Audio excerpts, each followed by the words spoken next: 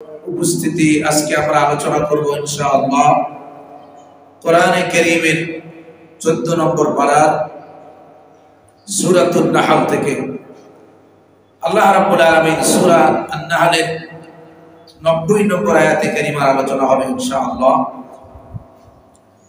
এই আয়াতের ভিতরে আল্লাহ রাব্বুল আলামিন বান্দাদের জন্য তিনটি করণীয় ও তিনটি বর্জনীয় বিষয়ের উপর আলোকপাত করেছেন। আল্লাহ রাব্বুল আলামিনের তিনটি হুকুম, আল্লাহ রাব্বুল ইজ্জাত ওয়াল জালাল বান্দাকে তিনটি কাজ করার জন্য আর তিনটি কাজ থেকে বিরত থাকার জন্য বলেছেন। কোরআনে কারীমের এই আয়াতটি অধিকাংশ জুমার খুতবায় আমরা, বিশেষ করে দ্বিতীয় খুতবায় আমরা আমাদের দেশে শুনতে পাই। লোকেরা সাধারণত যখন এই আয়াতটি শুনে বুঝতে পারে যে খুতবার আলোচনা শেষ, এখনই ইমাম নামাজের জন্য দাঁড়ান। সেই আয়াতটি কি আল্লাহ রাব্বুল আলামিন বলছেন?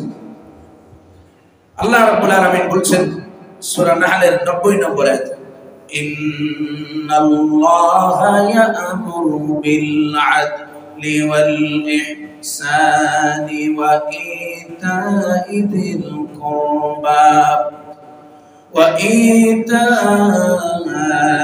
ذي القربى وينهى عن الفحشاء والمنكر والبغي يعظكم لعلكم تذكرون।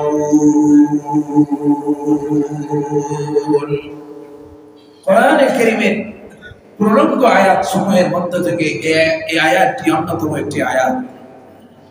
এই আয়াতটি একটি পরিপূর্ণ প্রলঙ্গ আল্লাহ রাব্বুল আলামিনের আয়াত। আল্লাহ তাআলা বলছেন, ইন্নাল্লাহা ইয়া'মুরু বিল আদলি ওয়াল ইহসান, নিশ্চয়ই আল্লাহ রাব্বুল আলামিন তোমাদেরকে অর্ডার করছেন আদল করার জন্য। আদল কি? আদল হলো সমাজের ভিতরে ইনসাফ কায়েম করার জন্য। সমাজের ভিতরে কি কায়েম করা? ইনসাফ কায়েম করা, সুবিচার নিশ্চিত করার জন্য আল্লাহ তাআলা অর্ডার করেছেন। সমাজের ভিতরে কোনো মানুষ যেন বৈষম্যের শিকার না হয়, সমাজের ভিতরে মানুষেরা যেন সবাই যেন সমানভাবে তাদের অধিকার ভোগ করতে পারে। আল্লাহ রাব্বুল আলামিন এই জন্য বলছেন, নিশ্চয়ই আল্লাহ তাআলা অর্ডার করছেন, ইয়া'মুরু আদেশ করছেন, বিল আদলি আদল করার জন্য, তোমাদের ইনসাফ করার জন্য। এখন ইনসাফ এবং আদল কেমনে করবে? আজকে পৃথিবীর মানুষেরা আদলের জন্য বা ইনসাফের জন্য, বৈষম্য বিরোধী, আমাদের দেশে যে বৈষম্য হয়েছিল বলে এই বৈষম্য বিরোধী আন্দোলন হয়েছে। তার মানে হলো সমাজের ভিতরে মানুষেরা ইনসাফ পায় নাই। যারা ক্ষমতায় ছিল বিচার তাদের পক্ষে গেছে, আর যারা ক্ষমতায় ছিল না বা যাদের ক্ষমতা ছিল না তাদের বিপক্ষে গেছে। যখন সমাজের ভিতরে আদল থাকে না, ইনসাফ থাকে না, তখন সেই সমাজের ভিতরে অরাজকতা তৈরি হয়, সেই সমাজের ভিতরে অন্যায় থাকে, সেই সমাজের ভিতরে অপরাধ বাড়তে থাকে, সেই সমাজের ভিতরে অপরাধীরা বারবার পার পেয়ে যায়, কারণ সমাজের ভিতরে কি নাই? ইনসাফ নাই, আদল নেই। এজন্য আল্লাহ রাব্বুল আলামিনের এই আয়াতের প্রথম হুকুম হলো আল্লাহ অর্ডার করছেন তোমাদেরকে বিল আদলি, ইনসাফ করার জন্য। সুবহানাল্লাহ। তো ইনসাফ কেমনে হবে? কোরআনে কারীমের বিধান ছাড়া ইনসাফ কায়েম করা যায়? কোরআন ছাড়া ইনসাফ কায়েম হয় না। আমরা দুনিয়াতে যতই স্লোগান দেই, যতভাবে বলি অমুকের আসলে তমুকের আসলে এই হবে সেই হবে, একটা সুন্দর সমাজ তৈরি হবে না।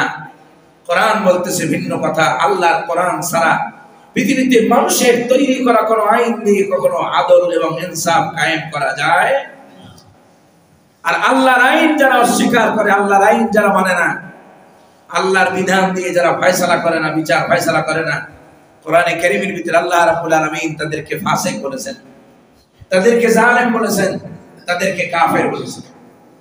কোরআনে কারীমের ভিতরে আল্লাহ রাব্বুল আলামিন বলেন, وَمَنْ لَمْ يَحْكُمْ بِمَا أَنزَلَ اللَّهُ فَأُولَئِكَ هُمُ الْفَاسِقُونَ। আর যারা আল্লাহর বিধান দিয়ে ওমান লাম ইয়াহকুম বিমা আনজালাল্লাহ, আল্লাহ যা নাযিল করেছেন, আল্লাহ যে কিতাব অবতীর্ণ করেছেন, এই কিতাব দিয়ে, এই কোরআন দিয়ে যারা নাকি বিচার ফয়সালা করে না, ওমান লাম ইয়াহকুম, যারা বিচার করে না, কিয়ামতের ময়দানে আল্লাহ রাব্বুল আলামিন বলেন ফাউলাইকা হুমুল কাফিরুন, ওরা হলো কাফির। আবার আয়াতের ভিতরে আল্লাহ রাব্বুল আলামিন বলেন যারা নাকি আল্লাহর বিধান দিয়া বিচার ফয়সালা করে না, আল্লাহর কোরআনের আইন যারা মানে না, আল্লাহর কোরআনের লকে যারা অস্বীকার করে, শরীয়তের আইনকে যারা অবজ্ঞা করে, অস্বীকার করে, আল্লাহ রাব্বুল আলামিন তাদের ব্যাপারে বলছেন ওয়ামান লাম ইয়াহকুম বিমা আনজালাল্লাহু ফাউলাইকা হুমুজ যালিমুন। যারা আল্লাহর বিধান দিয়ে ফয়সালা করে না, এরা হলো জালেম। এরা কি? জালেম। আবার এক জায়গায় বললেন এরা হলো ফাসিক, ফাউলাইকা হুমুল ফাসিকুন, এরা হলো পাপাচারী সম্প্রদায়। এই পৃথিবীতে যত দেখেন, পৃথিবীতে যত স্বৈরাচারের পতন হয়েছে, এই পৃথিবীতে সবচেয়ে বড় স্বৈরাচার ছিল নমরুদ।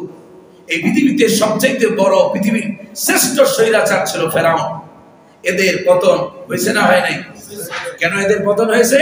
এদের ভিতরে ইনসাফ ছিল না, আদল ছিল না, এদের বিচার ফয়সালার ভিতরে বৈষম্য ছিল। এরা এদের পক্ষের লোকদেরকে কখনো শাস্তি দিত, কিন্তু কোরআনে কারীমের ভিতরে আল্লাহ রাব্বুল আলামিন বিশ্বনবী জনাবে মুহাম্মদুর রাসূলুল্লাহ সাল্লাল্লাহু আলাইহি ওয়াসাল্লামের জামানায়, রাসূলুল্লাহর জামানায় এক চোরের বিচার করলেন বিশ্বনবী সাল্লাল্লাহু আলাইহি ওয়াসাল্লাম। তো কেউ যদি চুরি করে আর সেটি যদি আদালতে প্রমাণিত হয়, তাহলে ইসলামী শরিয়ার দণ্ডবিধি হচ্ছে, আল্লাহ তাআলা বলেছেন আস-সারিকু ওয়াস-সারিকাতু ফাকতাউ আইদিয়াহুমা, চোর এবং চোরনি, পুরুষ চোর আর নারী চোর, উভয়ের হাত কেটে দাও। কি কেটে দাও? হাত কেটে দাও। রাসূলুল্লাহর জামানায় আল্লাহর হাবিব সাল্লাল্লাহু আলাইহি ওয়াসাল্লাম এইভাবে একটা বিচার করলেন। রাসূলুল্লাহ সাল্লাল্লাহু আলাইহি ওয়াসাল্লাম যখন এই বিচার করলেন, সেই বিচারে একজন ইহুদি বিপক্ষে রায়।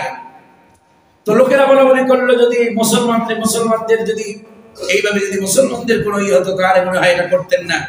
নবী সাল্লাল্লাহু আলাইহি ওয়াসাল্লাম বললেন, শোনো, আজকে এর জায়গায় যদি আমার মেয়ে ফাতেমাও থাকতো, তাহলে আমি আমার ফাতেমার এই বিচারকে, আমি আমার ফাতেমার হাতকে কেটে দিতাম। এর নাম হলো ইনসাফ, এর নাম হলো আদল। ইসলাম ইনসাফ কায়েমের জন্যই ইসলামের আবির্ভাব। সমাজের ভিতরে সমতা, বৈষম্য বিরোধিতার জন্য ইসলাম, সমাজ থেকে বৈষম্য রোধ করার জন্য ইসলামের আগমন। মুহাম্মদ সাল্লাল্লাহু আলাইহি ওয়াসাল্লাম যখন এই ধরাধামে আসলেন, তখন পৃথিবীতে বৈষম্য ছিল না? যেই যুগটাকে বলা হয় এজ অফ ইগনোরেন্স, যেই যুগে শুধু বৈষম্য নয়, যেই যুগের এত নিকৃষ্ট কাজ হতো, নারীর কোনো ইজ্জত ছিল না, সম্মান ছিল না, মর্যাদা ছিল না। নারীকে ঘোড়ার পিছনে বেঁধে দিয়ে, ছুটন্ত ঘোড়ার পিছনে বেঁধে দিয়ে, এরপরে সেই নারীর মৃত্যু অবধি পর্যন্ত তারা কাফের আর মুশরিকরা সেই দৃশ্য দেখতো আর তারা মজা লুটতো। বলি নাউযুবিল্লাহ। মহিলাদের কোনো, নারীদের কোনো সম্মান ছিল না, সমাজের কোনো মানুষের প্রতি কোনো মানুষের দয়া ছিল না, ভালোবাসা ছিল না, হৃদ্যতা ছিল না। মানুষের উপরে অন্যায় করতো, অবিচার করতো, জুলুম করতো। নারীকে মনে করা হতো ভোগের পণ্য, ভোগের সামগ্রী। ইসলাম পূর্ব যুগে নারীর কোন অধিকার কোন ধর্মেই স্বীকৃত ছিল, একমাত্র ইসলাম নারীর সম্মানকে, অধিকারকে প্রতিষ্ঠা করেছে। সুবহানাল্লাহ। বিশ্বনবী জনাবে মুহাম্মদুর রাসূলুল্লাহ সাল্লাল্লাহু আলাইহি ওয়াসাল্লাম বলেছেন, আল জান্নাতু তাহতা আকদামি উম্মাহাতিকুম, জান্নাত হচ্ছে তোমাদের মায়েদের পদতলে। সুবহানাল্লাহ। মাকে জাহিলি জামানায় এমনও ছিল, মনে করেন পিতা দ্বিতীয় বিবাহ করেছে অথবা আগের যে বিবাহ করত, এমন সমাজও ছিল যে সেই সৎ মাকেও ছেলেরা বিবাহ করত। বলি নাউযুবিল্লাহ। এই রকমের পরিস্থিতিতে ইসলামের আবির্ভাব। আল্লাহ রাব্বুল আলামিন ইসলাম দিয়ে পৃথিবীর বুকে ইহসান এবং ইনসাফ কায়েম করে দিয়েছে। এজন্য আল্লাহ রাব্বুল আলামিনের প্রথম অর্ডার হচ্ছে ইন্নাল্লাহ ইয়ামুরু বিল আদল নিশ্চয়ই আল্লাহ তাআলা অর্ডার করছেন তোমাদেরকে আদল, সমতা, ইনসাফ কায়েমের জন্য। এরপর আল্লাহ রাব্বুল আলামিন বলছেন ওয়াল ইহসান, আর আল্লাহ তাআলা 2 নম্বর তোমাদেরকে অর্ডার করছেন ইহসান করার জন্য, দয়া প্রদর্শনের জন্য। এখন ইহসান কি?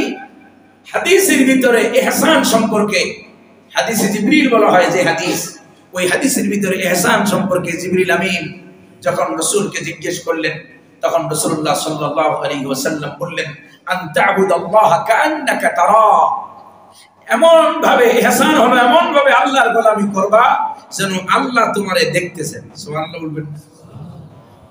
ইহসান কি? বিশ্বনবী সাল্লাল্লাহু আলাইহি ওয়াসাল্লাম বললেন ইহসান হচ্ছে আন তা'বুদাল্লাহ, তুমি আল্লাহর গোলামি এমন ভাবে করবা যেন আল্লাহ তোমাকে দেখতেছেন। যদি তুমি ওই রকম ওই মাকামে যদি না বুঝতে পারো, তাহলে অন্তত এটা কল্পনা করো, এটা ধারণা করো, আল্লাহু ইয়ারা, আল্লাহ তোমারে দেখতেছেন। আপনি এমন ভাবে গোলামি করবেন, ইবাদত করবেন যেন আল্লাহ আপনি যেন আল্লাহরে দেখতেছেন, আপনি যেন আল্লাহরে দেখতেছেন। আর যদি ওই পর্যায়ে না বুঝতে পারো, তাহলে অন্তত এটা কল্পনা করো, এটা মনে করো, এটা তোমাকে মনে করতেই হবে যে আল্লাহ কিন্তু তোমারে দেখতেছেন। সাধারণত ইহসান বলতে আমরা বুঝাই অনুগ্রহ, অনুকম্পা, দয়া। হাদিসের বিভিন্ন ভাষায় বিভিন্ন জায়গায় ইহসান আবার রহমত, রহম বা করুণা, দয়া, এগুলো এই অর্থ ব্যবহৃত হয়েছে। যেমন আল্লাহ রাব্বুল আলামিন বলছেন ওয়াহসিনু, তোমরা মানুষের সাথে উত্তম আচরণ করো। সুবহানাল্লাহ বলবেন না? মানুষের সাথে কি করতে হবে? উত্তম ব্যবহার করতে হবে। মানুষের সাথে যখন কথা বলবেন, আল্লাহ তাআলা বলছেন ওয়াকুলু লিন-নাসি হুসনা, যেখানে ইহসানের ব্যবহার আছে। তোমরা মানুষের সাথে সুন্দর সুন্দর কথা বলবা, মানুষের সাথে ভালো ভালো কথা বলবা, মানুষের উপরে ইহসান করবা, তাম পৃথিবীর সৃষ্টি কুলের উপরে তুমি অনুগ্রহ করবা, দয়া করবা, ইহসান করবা। রাসূলুল্লাহ বলতেন ইরহামু মান ফিল আরদ ইয়ারহামুকুম মান ফিস সামা, জমিনের ভিতরে যা আছে তাদের উপরে দয়া করো, ইহসান করো, তাহলে আসমানে যিনি আছেন তিনিও তোমাদের উপরে কি করবেন? দয়া করবেন, অনুগ্রহ করবেন। তাহলে আল্লাহর 1 নম্বর হুকুম হলো ইনসাফ কায়েম করতে হবে, 2 নম্বর অর্ডার হচ্ছে ইহসান করতে হবে। মানুষের প্রতি দয়া দেখাতে হবে, রূঢ়তা, কর্কশতা, মানুষের প্রতি খারাপ ব্যবহার, মানুষের উপরে জুলুম করা যাবে। আল্লাহ রাব্বুল আলামিন বলেন 3 নম্বর আল্লাহ রাব্বুল আলামিনের হুকুম হলো ইতাইযিল কুরবা, আর 3 নম্বর আমি আল্লাহর অর্ডার হচ্ছে তোমাদের নিকট আত্মীয়দের অধিকার তোমরা আদায় করে দাও। ওয়া ইতাইযিল কুরবা, নিকটতম আত্মীয়-স্বজন যারা আছে। নিকটতম আত্মীয়-স্বজন কারা? নিকটতম আত্মীয়-স্বজন হলো, মনে করেন আপনার চাচা, খালা, এরপরে মামা, খালু, এরপরে আরো আপনার বোন, এদের যারা আছে আপনার রক্তের সম্পর্কের সাথে যারা জড়িত, তারাই হচ্ছে আপনার সবচেয়ে নিকটতম আত্মীয়। এদের অধিকার আদায় করতে হবে। হুকুম কার? আল্লাহ রাব্বুল আলামিন বলেন وآت ذا القربى حقه والمسكين وابن السبيل ولا تبذر تبذيرا إن المبذرين كانوا إخوان الشياطين وكان الشيطان لربه كفورا। আল্লাহ তাআলা বলছেন ওয়াআতি যাল কুরবা হাক্কাহু, আর তোমরা তোমাদের নিকটতম আত্মীয়-স্বজনের অধিকার আদায় করে দাও। আমরা কি আমাদের নিকটতম আত্মীয়-স্বজনের অধিকার আদায় করি? বোনের অধিকার, কয়টা ভাই আছে বোনের সমস্ত অধিকার আদায় করে। বোনের যে হক, ফুফুর যে হক, ফুফু হচ্ছে সমাজের সবচেয়ে অবহেলিত একটা সম্পর্কের নাম ফুফু।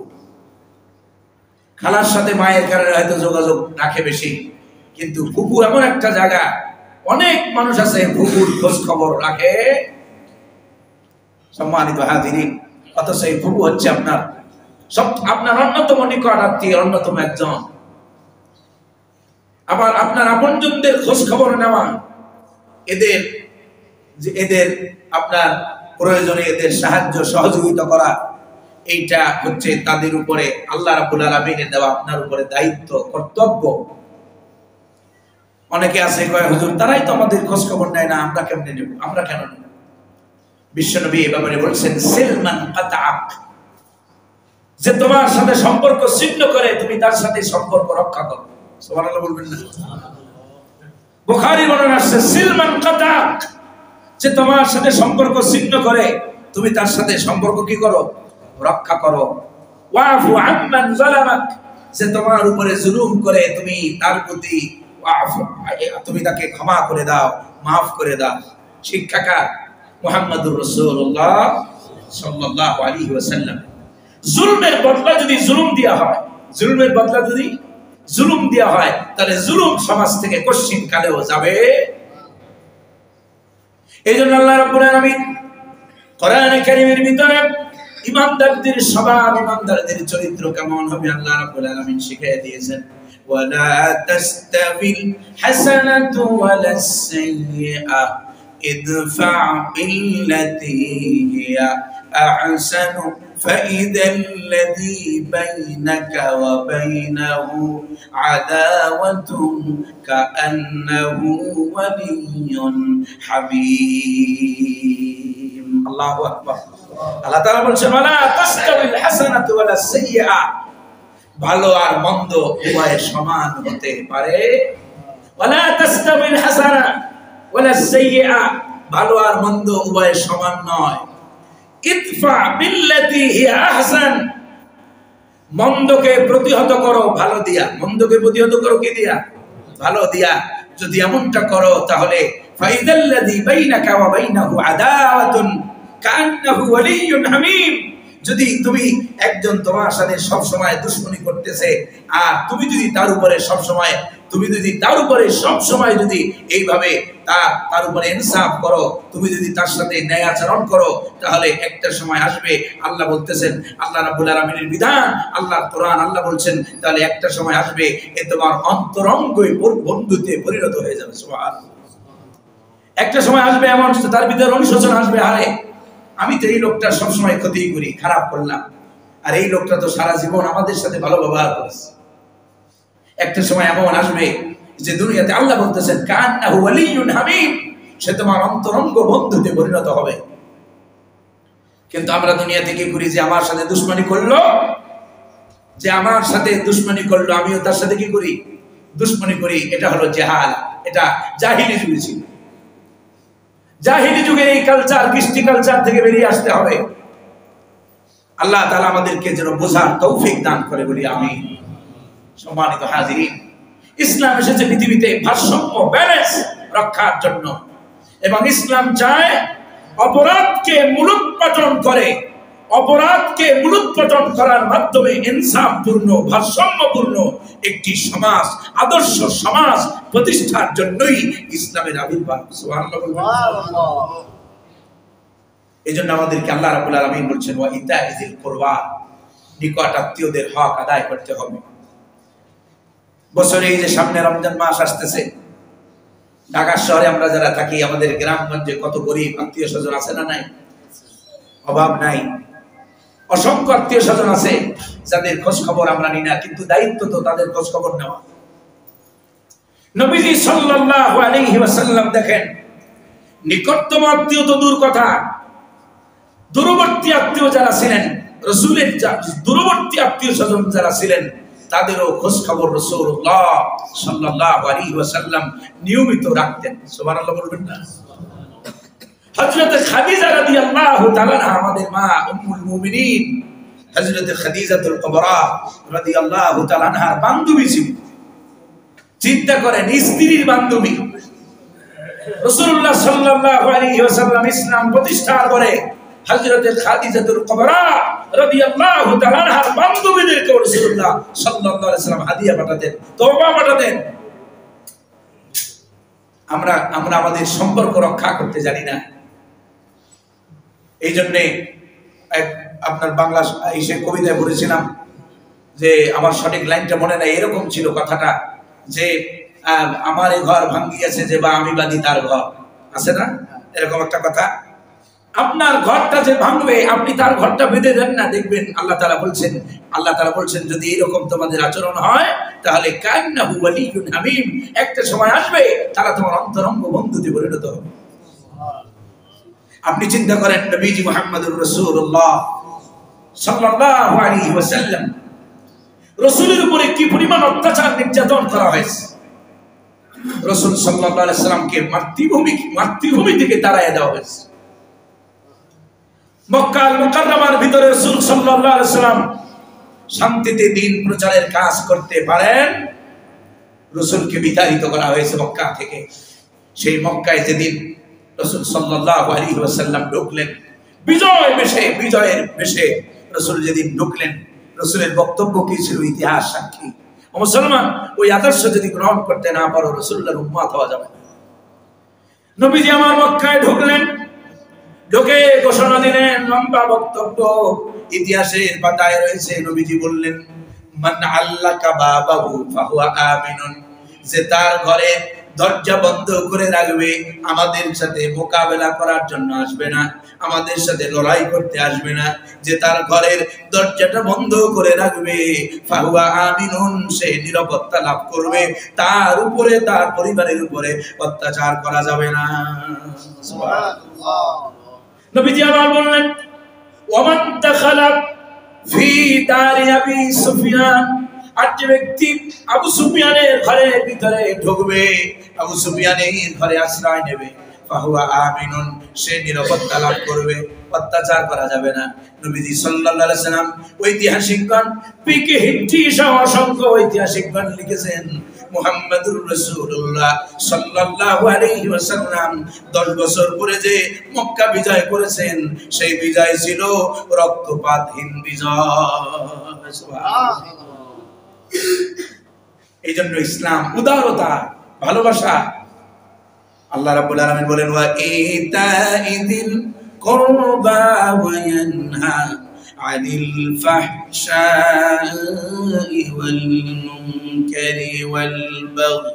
আল্লাহ রাব্বুল আলামিন বলেন, তিনটা অর্ডার আল্লাহর। 1 নম্বরে আদল কায়েম করো, আদল করো, ইনসাফ করো। 2 নম্বরে ইহসান করো। 3 নম্বরে আত্মীয় স্বজনের হক যথাযথভাবে আদায় করো। যে কথা বলতেছিলাম, আত্মীয় স্বজনের খোঁজ খবর রাখতে হবে, চাচার খোঁজ নিতে হবে। বাপ নাই, বাপ মারা গেছে, কিন্তু চাচার খবর কেউ নেয় না, অথচ চাচার সবচেয়ে তোমার আপন আত্মীয় স্বজন। ফুপুর খবর রাখতে হবে, মামার খবর রাখতে হবে, খালার খবর রাখতে হবে। আত্মীয় স্বজন, বোনদেরকে বিবাহ দেওয়ার পরে আর অনেকে আছে যখন বয়স হয়ে যায়, আস্তে আস্তে যখন একটা তারাও বয়সের প্রান্তে পৌঁছে, তখন আর বোনের খোঁজ রাখে না। বোনের খোঁজ রাখতে হবে। বোনের অধিকার যা আছে আপনার বাবার সম্পত্তিতে, যে অধিকার আছে সেই অধিকার পুঙ্খানুপুঙ্খ আপনার বাপ যদি জীবদ্দশায় না দিয়ে থাকে, আপনি ভাই হিসেবে আপনাকে আদায় করতেই হবে। যদি আদায় না করেন, বোন যদি বেঁচে না থাকে, ভাগ্না ভাগ্নিদেরকে সেই অধিকার বুঝাই দিতে হবে। যদি না বুঝান, যদি কোনো রকম অন্তরের ভিতরে কোনো গাফলতি রাখেন, সম্পদ গ্রাসের কোনো আশা যদি অন্তরে থাকে, আল্লাহর কসম, লম্বা সেজদা দিয়া, এরপরে দাড়ি রাইখা, এরপরে হজ করে যাকাত দিয়া আপনি আল্লাহর জান্নাতে যেতে পারবেন না। কারণ বোনের অধিকার নষ্ট করেছেন, ফুফুর অধিকার নষ্ট করেছেন, ভাগ্নের অধিকার নষ্ট করেছেন, ভাগ্নির অধিকার নষ্ট করেছেন। আমাদের সমাজে এই অপরাধগুলো আছে না নাই? ওই যে একজন কইতেছে ভরা, তার মানে এই অপরাধের কোনো কমতি অনেক। বাপ আছে, বাপ আছে, বাপ মেয়েদেরকে ছেলে, আমি এই এলাকা দিয়ে দেখাইতে পারবো, এই এলাকায়, কারণ এই এলাকায় তো আমি 1 বছর আর 2 বছর না, এখানে আমার জীবনের সবচাইতে বেশি সময় এখানে আমার জীবনে কাটছে। এমনও ছিল, এমন বিশাল বড় বড় টাওয়ারের মালিক, বড় বড় ভবনের মালিক, কিন্তু ছেলেদেরকে সব বাগবাটোয়ারা করে মেইন রোডের জমি জমা সব দিয়েছে, আর মেয়েটারে দিয়েছে সেই দূর থেকে। মেয়েটারে দিয়েছে যেখানে ভালো ব্যবসা বাণিজ্য হবে না, যেখানে ভালো ভাড়াও দেওয়া যাবে না, সেখান থেকে দিয়েছে। আর ছেলেদেরকে দিয়েছে সব যেখানে ভালো জায়গা, গুলশানের জায়গা, সেটা সব ছেলেদের নামে দিয়েছে। আর মেয়েদেরকে দিয়েছে দূর থেকে, যেখানে মেয়েরা ভালো টাকা ভাড়া পাবে না। এই যে বৈষম্য আপনি করলেন মিয়া সাহেব, যত হজ করেন না কেন, মক্কা শরীফ যদি যাইয়া কাবা শরীফের লগে যাইয়া যদি কপাল ঠেকাইয়াও রাখেন তবে আপনার এই জান্নাতে নিতে পারবে না, কারণ আপনি আপনার মেয়ের সাথে বৈষম্য করেছেন, আপনি আপনার মেয়ের অধিকার সঠিকভাবে আদায় করেন। কুকুরে ঠকানো লোকের অভাব আছে, কুকুরে ঠকানো লোকের অভাব। এমনও বাংলাদেশে ঘটনা আছে, ফুফু তার সম্পত্তির অধিকার চাইতে আসছে, আর ভাতিজারা কুকুরে মাইরা, কুকুর জামাইরে ছেলে মেয়েদেরকে মাইরা তারাই দিচ্ছে। আছে না নাই? এবার কুকুরকে পাওয়া যায়। আল্লাহর ওয়ার্ডার 3 নম্বর, ওয়াইতাইজিল কুরবা, আত্মীয় স্বজনের হক আদায় করে দিতে হবে। যদি আত্মীয় স্বজনের হক আদায় না করেন, ওই অবস্থায় যদি মারা যান, জাহান্নাম ছাড়া কপালে আর কিছু জুটবে। আল্লাহ যেন বোঝার তৌফিক দেয়, বলি আমিন। ভাই, দুনিয়ার জায়গা, দুনিয়ার জমি, দুনিয়ার টাকা পয়সা, এই গাড়ি বাড়ি, এগুলো কিচ্ছু না। ইমানদার চোখ বুঝে, চোখ বুঝে দেখেন। শিক্ষা তো আমরা কেউ নেই না, আমরা কেউ শিক্ষা নেই না। চোখ তো খালি বুঝেন। 1 ঘন্টা পার হতে পারবে না, আপনার স্ত্রী বলবে তাড়াতাড়ি লাশ নামাও, আপনার সন্তান বলবে তাড়াতাড়ি দাফনের ব্যবস্থা করো। মারা যাওয়ার, আপনার জান বেরিয়ে যাওয়ার শেষ, মসজিদের মুয়াজ্জিনদের ফোন দিতে দেরি করবে না, খাদেমেরে ফোন দিতে দেরি করবে না, তাড়াতাড়ি খাটিয়ার ব্যবস্থা করেন। আর জানাজার জন্য, দাফন কাফনের জন্য কাপড় চোপড়ের ব্যবস্থা করেন। এমনও অনেক আছে, বাপ মা মরে যাওয়ার আগেই কাপড় চোপড় রেডি রাখে। আছে না নাই? আছে না নাই? অভাব নেই। সম্মানিত হাজিরিন, ওয়াইতাইজিল কুরবা, আত্মীয় স্বজনের হক আদায় করেন। হক নষ্ট করলে কিয়ামতের দিন আল্লাহ তাআলা বলবেন, এটা আমার দায়িত্ব না মাফ করা। যারা হক নষ্ট করবে, কিয়ামতের দিন আল্লাহ তাদের গুনাহ মাফ করতে পারবেন, কারণ এটা আল্লাহর দায়িত্ব না। আল্লাহ বলবেন, যার হক নষ্ট করেছো তার কাছে যাও। যখন তার কাছে যাবে, ওই বেটা তো সেদিন চিন্তা করবে, পাইছি এবার, দুনিয়াতে ঠকাইছো, দাঁড়ে দাঁড়ে ঘুরাইছো, আদালতে দৌড় করাইছো, দেও নাই। যাবে বুবুর কাছে, বুবু মাফ করে দেন। বুবু বলবে, না, যা আমল নামা যা আছে সব আমারে দাও, তোমার কিচ্ছু করার থাকবে না। বোন বলবে, ভাই দুনিয়াতে কত ঠকাইছো। সেদিন একটা গত বছর না জানি কিছুদিন আগের ঘটনা, আপনার বাপ মারা গেছে, মেয়ে দূর থেকে, মেয়ে কবরস্থানের দূর থেকে আপনার বাধা দিতেছে, বলতেছে লাশ দাফন করা যাবে না, কারণ আমার বাপ সারা জীবন আমারে ঠকাইছে, আমার বাপ সব আমার ভাইদেরকে দিয়েছে, আমারে কিচ্ছু দেয়। চিন্তা করেন, ওই বাপের পরিণতিটা কবরের মধ্যে রাখার আগেই তো পরিণতি শুরু হয়ে গেছে। সুতরাং অন্তত পক্ষে এই ভুলটা যেন আমরা কেউ না করি। আমরা আমাদের যে যা পাবে, ওয়াতিজাল কুরবা হাক্কাহু, আল্লাহ তাআলা বলছেন, নিকট আত্মীয়দের হক যথাযথ আদায় করে দাও।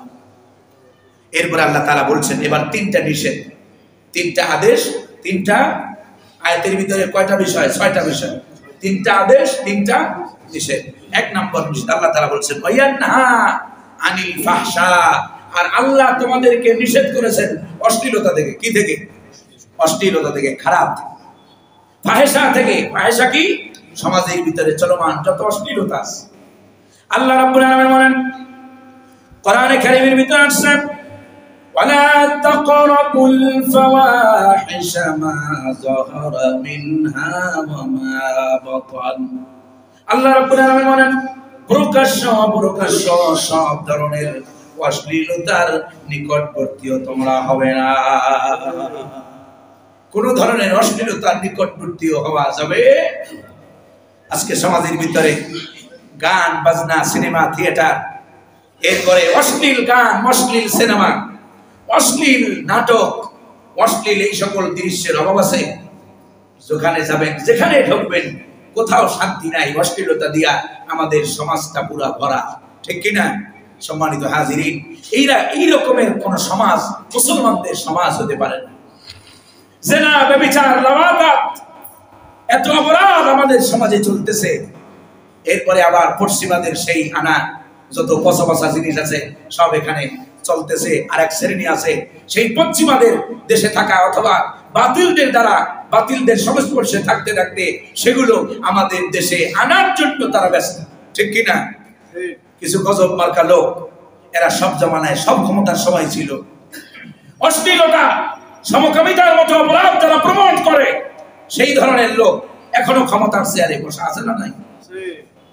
যারা সমকামিতাকে প্রমোট করে, যারা এই সমকামিতা নিয়ে নাটক বানায়, যারা সমাজের ভিতরে মুমিনদের সমাজে যারা অশ্লীলতা ছড়ায় যায়, তারাও এই বিপ্লবের পরেও সেই মুস্তাফা সরওয়ার ফারুকীর মতো বেয়াদবেদেরকে আবার উপদেষ্টা বানানো হয়, ঠিক কিনা? এদের দ্বারা কি স্বপ্ন দেখেন? অনেকে বিজয় বিজয় করেন, কোনো বিজয় নাই। মুসলমান আমাদের কিচ্ছু হয় নাই, সবগুলো পয়েন্টে পয়েন্টে জালেমেরা বসে আছে, ঠিক কিনা? আল্লাহ তাআলা বোঝার তৌফিক দান করেন বলি আমি। অশ্লীলতা যারা প্রমোট করবে, অশ্লীলতার সরাসরি যারা অশ্লীলতা যারা চালাবে, আমরা অশ্লীলতার নিকটবর্তী হব না, আর এদের পক্ষে আমরা কোনোদিন কাজ করব। যারা সিনেমা তৈরি করে, নাটক যারা তৈরি করে, আল্লাহর কসম ওরা জাহান্নামী।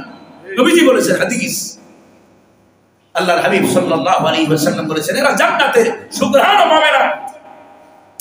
সুতরাং এই অশ্লীল সিনেমা, এরপরে আবার বিজয়ের নামে কনসার্ট, গত আরেক জুমায় বলেছিলাম এই কথাগুলো মনে হয়, যে কনসার্টের আয়োজন হচ্ছে, নর্তকীরা পুরুষ নারী সমানে মঞ্চের ভিতরে স্টেজে সেদিন দেখলাম কি বিশ্রী অবস্থা আপনার চলতেছে। এটা কোনো মুসলিম সভ্য সমাজে, মুসলিম প্রয়োজন নাই, কোন সভ্য সমাজের ভিতরে এই ধরনের অশ্লীল কাজ হতে পারে না, এটা সভ্যতার সাথে যায় না। মানুষের তো সুস্থ রুচি যারা লালন করে, রুচিবোধ যদি আপনার ভিতরে থাকে, এগুলো অশ্লীলতা দেখতে পারে না। আল্লাহ তাআলা বলছেন ওয়ায়ানহা আনিল ফাহশা, আমি আল্লাহ তোমাদেরকে নিষেধ করেছি অশ্লীলতা থেকে। অশ্লীলতার কাছেও যাওয়া যাবে। অশ্লীল ড্রেস, কি পরিমাণ অন্যায়! মুসলিম মেয়েরা যে ড্রেস পরে রাস্তায় ঘোরে, আপনার আমার বোন, আপনার আমার মেয়ে, আপনার আমার সন্তান, আজকে এই অশ্লীলতার সর্বশেষ আমাদের উপহার হলো এই যে শোভা। শোভা না, শোভা নাকি 11 বছরের মেয়ে গোটা দেশটারে নাড়াই দিছে। আল্লাহ তাআলা বললেন মুসলিম সমাজে ওয়ায়ানহা আনিল ফাহশা, মুসলমানরা অশ্লীলতা থেকে মুসলমানদেরকে নিষেধ করেছেন কে? টিকটকের মতো এত কিছু পারেন, টিকটকটা বন্ধ করতে পারেন না? কতগুলো অ্যাপস আছে, বাজে অ্যাপস। প্রথম আইসা শুনাইলেন গান বাজনা, যা আপনারা যে ঢোল হাসিনার মতো পিড়াইছেন যে আপনারা সব বন্ধ করে দিবেন, কিছুই তো বন্ধ হয় নাই। অশ্লীলতা সমাজে সমানে চলতেছে, কেউ অশ্লীলতা থেকে নিষেধ করতেছে? এর নাম স্বাধীনতা নয়, এর নাম বিপ্লব নয়। অশ্লীলতার মাধ্যমে বিপ্লবের সেই সাপ আর সদল হতে পারে না। এগুলো থেকে সমাজকে বাঁচাইতে হবে, জাতিকে বাঁচাইতে হবে। এই অশ্লীলতা যদি চলতে থাকে, তাহলে ওই রকম শোভা আপনি দেখেন, ওইটা তো খালি আপনার প্রকাশ পেয়েছে, আমরা প্রমাণ পেয়েছি। এই রকমের হাজারো হাজারো ঘরের ভিতরে 9 বছর, 10 বছর, 11 বছরের বালক বালিকারা আছে, অশ্লীলতার সাথে জড়ায় গেছে, আছে না নাই? আমাদের দায়িত্বশীল আচরণ আমরা করি না। ছেলে মেয়েদের হাতে, মেয়েরা, ছেলেরা, বাচ্চারা বড় হয়, একটা নোংরা পরিবেশের ভিতরে বড় করি। যারা ইমান বোঝে না, আমল বোঝে না, ইসলাম বোঝে না, কোরআন বোঝে না, ওরা তো অন্যায় কাজ করবেই। এই জন্য পিতামাতার দায়িত্ব হলো পিতামাতার সন্তানদেরকে দ্বীন শেখাবে, ইমান শেখাবে। আল্লাহর কসম, যদি সন্তানদেরকে আখিরাতমুখী শিক্ষা না দিতে পারেন, ওই সন্তান দিয়া দুনিয়াতেও আপনার সম্মান টেকবে না, আর পরকালে জান্নাত তো অনেক দূরের কথা। আল্লাহ যেন বোঝার তৌফিক দান করে বলি আমি। আপনার ছেলে লেখাপড়া আধুনিক শিক্ষায় শিক্ষিত হবে ঠিক, কিন্তু আপনি তো মুসলমান, আপনি তো বলেছেন লা ইলাহা ইল্লাল্লাহু মুহাম্মাদুর রাসূলুল্লাহ। এদেশে যারা মুসলিম নাস্তিক, কি নাস্তিক? মুসলিম নাস্তিক আছে না? কয় হুজুর মুসলিম আবার নাস্তিক হয়ে গেল। বাংলাদেশে অনেক দেখবেন নামে মুসলমান, কিন্তু বাস্তবে জীবনে কোনোদিন ইসলামের পক্ষে কথা বলে। আপনি কি মনে করেন শাহরিয়ার কবির মরলে জানাজা হবে না? আপনি কি মনে করেন এই যারা ইসলাম বিদ্বেষী সারা জীবন বক্তব্য দিয়েছে, তারা মরলে জানাজা হবে না? জাফরুল আপনার গণস্বাস্থ্যের প্রতিষ্ঠাতা যিনি ছিলেন, তার জানাজা হয় নাই এই দেশে, কিন্তু ইসলামের পক্ষে কোনো কাজ করেছেন? কেউ একটা প্রমাণ দেখাইতে পারবেন? তার মানে কি এই মুসলিম নাস্তিক যারা, তারাও তাদের জীবনেও তো জানাজাটা লাগে। যারা অন্তত জীবনের লাশ জানাজাটা চিন্তা করেন যে আমি তো মরতে হবে, জানাজা লাগবে, তাহলে অন্তত পক্ষে তার সন্তানটাকে দ্বীনের শিক্ষা দেন। ইনশাআল্লাহ দুনিয়াতেও আপনি সফল হবেন, পরকালেও সফলতা দিবেন কে? আল্লাহ। সন্তানদেরকে দ্বীন শিক্ষা ছাড়া আমাদের কোনো গতি নাই। কারণ একমাত্র এই কোরআন আমাদেরকে সভ্য বানাইতে পারে।